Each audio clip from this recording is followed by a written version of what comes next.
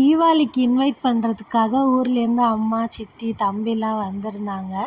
வந்து காலையில இந்த திங்ஸ் எல்லாம் கொடுத்துட்டு தென் ஷாப்பிங் போகலான்னு கிளம்பியாச்சு எல்லோரும்.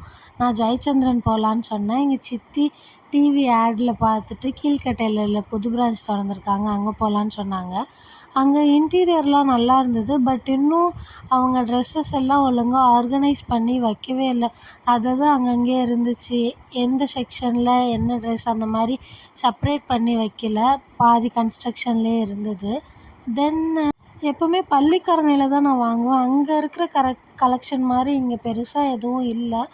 ஆனாலும் நான் இருக்கும்போதே 2-3 இன்ஃப்ளூயன்சர்ஸ் வந்து ஷூட் பண்ணிகிட்ருந்தாங்க.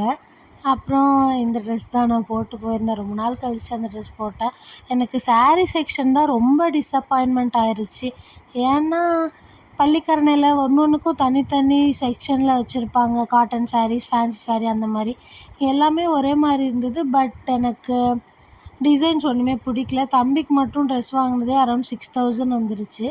அதுக்கு இந்த பாத்திரம் ஃப்ரீயாக கொடுத்தாங்க.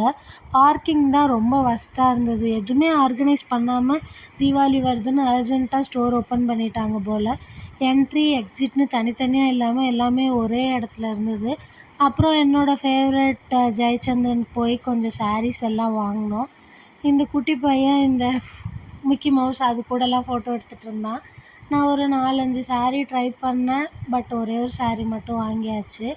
அப்புறம் எனக்கு மிக்கி மவுஸ் தெரியும். இந்த பொம்மை பேர் ஏதோ சொன்னான், எனக்கு தெரியல. சிரிக்க சொன்னால் எப்படி முறைக்கிறான் பார்த்தீங்களா. அதுக்கப்புறம் அவன் ஏதோ ஒரு பெரிய பொம்மை கேட்டான். வாங்கி கொடுக்க முடியாதுன்னு சொன்னோன்னே கோச்சிட்டு ஊருக்கு கிளம்பிட்டான். அப்படியே அவங்கள கூட்டிகிட்டு போய் கிளாம்பாக்கமில் பஸ் ஏற்றி விட்டு வீட்டுக்கு வந்தாச்சு. Follow and subscribe.